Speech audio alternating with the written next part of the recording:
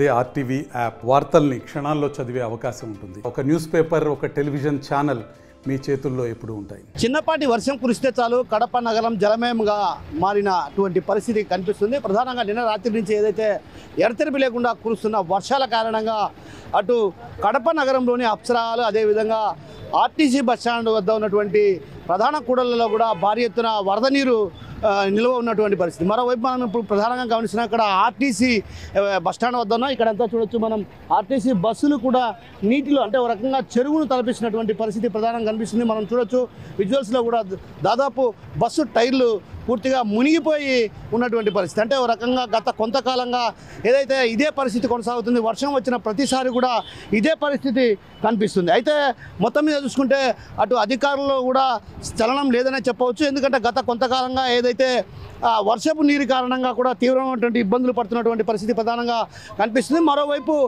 వర్షాలు ఏదైతే జూలై మాసం కావడంతో కూడా అటు పెద్ద ఎత్తున వర్షాలు కురిసే అవకాశాలు కూడా లేకపోలేనటువంటి భావన అటు వినిపిస్తున్న పరిస్థితి. మరోవైపు వర్షాకాలం ప్రారంభం కావడంతో కూడా అటు నగరవాసుల్లో కూడా కొంత భయాందోళనకరమైనటువంటి పరిస్థితి కనిపిస్తుంది. ఇందుకు ప్రధాన కారణం ఇప్పటికే ఏదైతే గతంలో కూడా భారీ వర్షాల కారణంగా బుగ్గవంక ఒక్కసారిగా నీరంతా కూడా నగరంలోకి ప్రవేశించిన పరిస్థితి. మరోవైపు గత 3 ఏళ్ల క్రితం సెప్టెంబర్ 24వ తేదీన, అదేవిధంగా 23వ తేదీ ఏదైతే అన్నమయ్య ప్రాజెక్టు కొట్టుకుపోయి జల ప్రళయం కారణంగా దాదాపు 39 మంది మృత్యువాత పడడం జరిగింది. ఇలాంటి పరిస్థితుల నేపథ్యంలో వర్షాకాలం రావడంతో కూడా అటు ప్రజల్లో కూడా భయాందోళనటువంటి పరిస్థితి కనిపిస్తుంది. మరోవైపు వర్షాలు కురిసే పరిస్థితి ఉందన్నటువంటి భావన అటు వాతావరణ శాఖ వర్గాలు చెప్తున్నటువంటి పరిస్థితి నేపథ్యంలో కూడా నగరంలోని లోతట్టు ప్రాంత వాసుల్లో కూడా కొంత భయాందోళనటువంటి వాతావరణం కనిపిస్తుంది. మరోవైపు ఏదైతే అన్నమయ్య జలాశయం కూడా అదేవిధంగా వర్షాలు కురిస్తే మాత్రం ఖచ్చితంగా ఏదైతే నదీ ప్రవాహ ప్రాంతానికి సంబంధించినటువంటి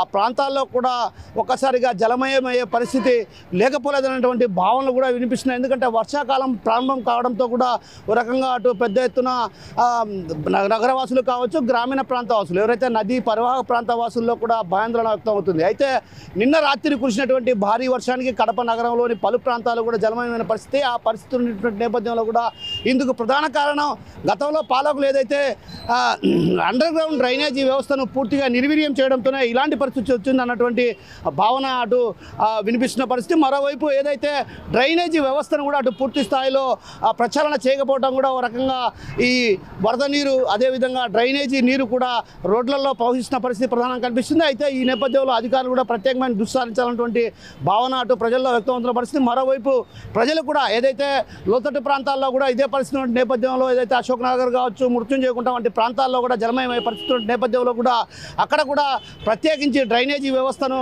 పునరుద్ధరించాలన్నటువంటి భావన వ్యక్తం అవుతుంది. మరోవైపు ఏదైతే కడప నగరంలో ప్రధానంగా నీళ్లు నిలిచేటువంటి ప్రాంతాల్లో కూడా ప్రత్యేకమైన దృష్టి సారించాలి. ఎందుకంటే వర్షాలు వచ్చిన ప్రతిసారి కూడా డ్రైనేజీ మరమ్మతుల పేరిట కూడా కొన్నటువంటి చెత్తను తొలగించేందుకు కోట్ల రూపాయలు ఖర్చు చేసే అధికార యంత్రాంగం కనీసం ఈసారైనా డ్రైనేజీ వ్యవస్థకు పూర్తి స్థాయిలో రూపకల్పన చేసి నీరు యథావిధిగా వెళ్లే విధంగా చర్యలు చేపట్టాలన్నటువంటి భావన అటు ప్రజల్లో వ్యక్తం అవుతున్న పరిస్థితి. ఆ దిశగా ప్రస్తుత పాలక ప్రభుత్వం అయిన ప్రయత్నాలు కొనసాగిస్తారని ఆశిద్దాం. కెమెరా పర్సన్ హరితో కిషోర్, ఆర్టీవీ కడప నుంచి. మరిన్ని వీడియోస్ కోసం ఛానల్ ని సబ్స్క్రైబ్ చేయండి. లేటెస్ట్ అప్డేట్స్ కోసం వాట్సాప్ ఛానల్ ని ఫాలో చేయండి. అండ్ లింక్ డిస్క్రిప్షన్ లో ఉంది.